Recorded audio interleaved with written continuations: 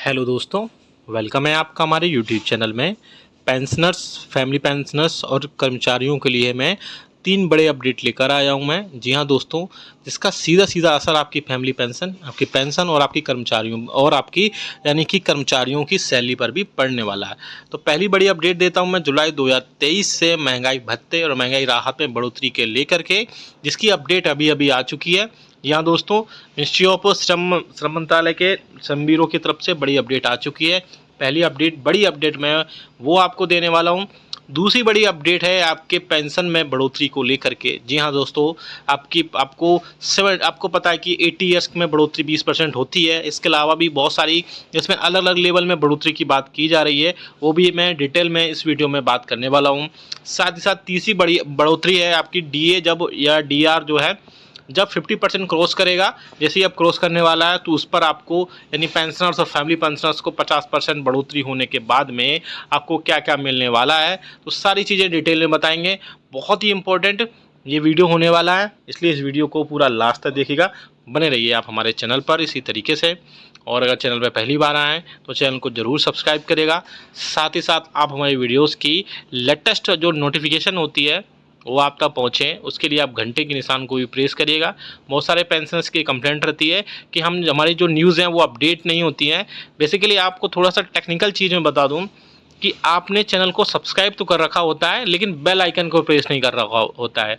तो आपको चैनल को सब्सक्राइब करने के बाद में बेल आइकन भी प्रेस करना होता है, तभी जैसे ही हम वीडियो अपलोड करते हैं यूट्यूब पर वैसे ही आपको नोटिफिकेशन मिल जाता है। अदरवाइज़ क्या होता है, वो नोटिफिकेशन कई दिनों बाद डिले हो जाता है, कभी कभी तो वो 4 से 5 दिन बाद भी पहुंचता है और कई बार उसमें महीनों भी लग जाते हैं। तो जब वो वीडियो आप देखते हैं तो आपको लगता है कि ये जो न्यूज़ है या अपडेट्स है वो बहुत लेट हो चुकी है, लेकिन ऐसा नहीं होता है। इसलिए आपको बेल आइकन को भी प्रेस करना है, पहले सब्सक्राइब करना है, देन आपको बेल आइकन को भी प्रेस करना है। चलिए पहली बड़ी खबर की तरफ लेके चलते हैं।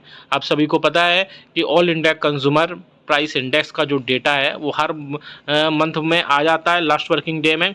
तो इस मंथ में भी आ चुका है और काफ़ी दिन भी हो चुके हैं।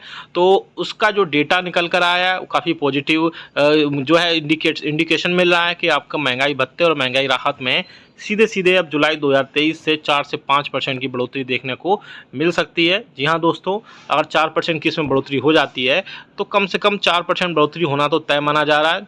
बाकी अब एक मंथ का जो भी all India consumer price index का जो डेटा आएगा उसके बेसिस पर आगे उसमें सारी चीज़ें फिक्स होंगी, सारी चीज़ें तय होंगी। और महंगाई भत्ते और महंगाई राहत में बढ़ोतरी के बाद में 46 से लेकर के 47% महंगाई भत्ता और महंगाई राहत हो जाएगा। ऐसे में पेंशनर्स को भी बहुत ज़्यादा राहत देखने को मिलेगी, क्योंकि पेंशनर्स की पेंशन में सिर्फ जो है पेंशन में सिर्फ डीआर यानी कि डियरनेस रिलीफ ही बढ़ोतरी होती है, बाकी चीज़ों में बढ़ोतरी नहीं होती है। जबकि एग्जिस्टिंग एम्प्लॉयज़ या फिर जो सर्विंग एम्प्लॉयज़ हैं उनकी सैलरी में काफ़ी सारी चीज़ें और भी ऐड होती हैं, जिसमें टीए, डीए, एचआरए और कई भी सारे अलाउंसेस जो मिलते हैं वो सारी ऐड होती हैं।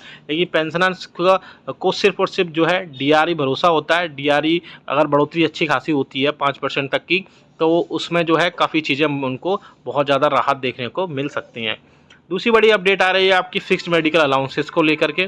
तो ऐसे पेंशनर्स और फैमिली पेंशनर्स जो कि नॉन सीजीएचएस एरियाज़ में रहते हैं, जहाँ यानी कि जहाँ पर उनके वेलनेस सेंटर्स नहीं हैं, जहाँ उनके हॉस्पिटल्स नहीं हैं या डिस्पेंसरीज नहीं हैं, वहाँ उनको 1000 रुपये तक जो है एफएमए यानी कि फिक्स्ड मेडिकल अलाउंसेस के रूप में मिलते हैं।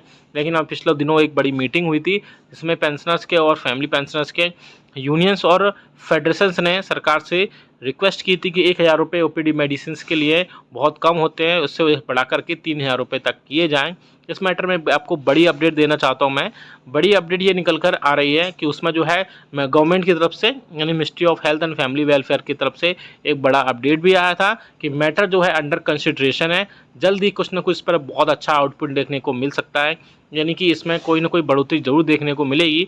क्योंकि 1000 रुपये वाकई में कर्मचारियों और पेंशनर्स के महंगाई भत्ते और महंगाई राहत के रूप में जो होते हैं उसमें जो आपके फिक्स्ड मेडिकल अलाउंसेस जो होता है 1000 रुपये वो कम होता है, क्योंकि अभी मेडिसिन की कॉस्ट बढ़ चुकी है और 1000 रुपये में वो सारी कीमतें कंप्लीट नहीं हो पाती हैं, जिसके चलते कम से कम मुझे लगता है इसमें 2500 रुपये तक की बढ़ोतरी पॉसिबल हो सकती है।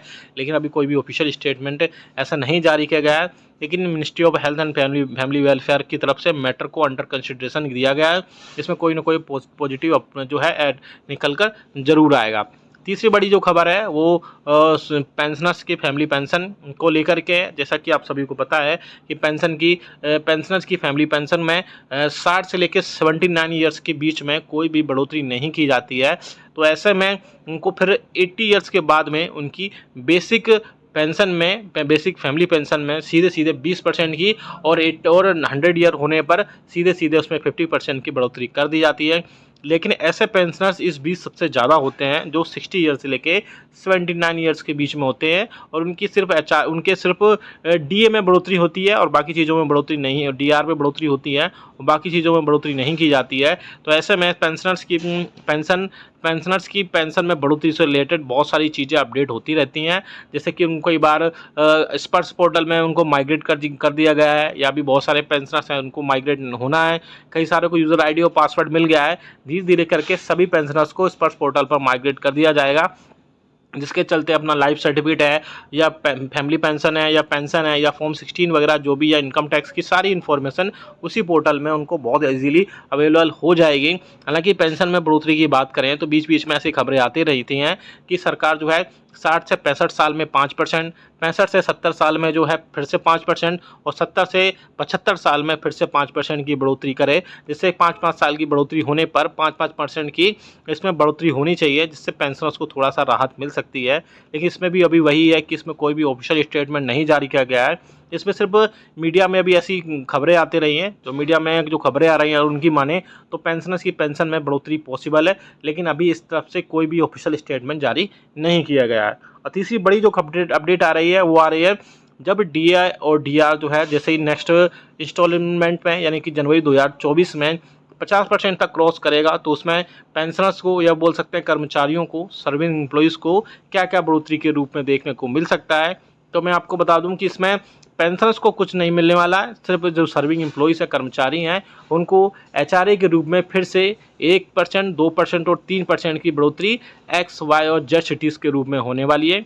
आप सभी को पता है कि जैसे डीए 25% हुआ था तो 7%, तो इसमें 8% और 16% और 24% के रूप में कर्मचारियों के एचआरए में बढ़ोतरी की गई थी। सेम वैसे ही फिर से 7th पे कमीशन के रिकमेंडेशंस के हिसाब से फिर से इसमें 50% डीए में बढ़ोतरी होने पर फिर से इसमें बढ़ोतरी होगी, जो अभी इस टाइम पे 9 और इसके बाद में 18 और 27% बढ़ोतरी हुई थी, वो फिर से 10%, 20% और सबसे ज़्यादा जो बढ़ोतरी होगी वो एक्स सिटीज़ के कर्मचारियों के लिए होगी। उसमें 27 से लेकर के सीधे सीधे फिर से उसमें बढ़ोतरी होगी, और 3% बढ़ोतरी होने के बाद में उनको फिर से 30% तक एचआरए मिलेगा। लेकिन पेंशनर्स के इसमें कुछ भी बढ़ोतरी नहीं की जाएगी। तो ये वीडियो बहुत इंपॉर्टेंट था, अच्छा लगा तो लाइक करिएगा, शेयर सभी के साथ करिएगा, साथ ही साथ कमेंट करके बताइएगा कि आपकी बेसिक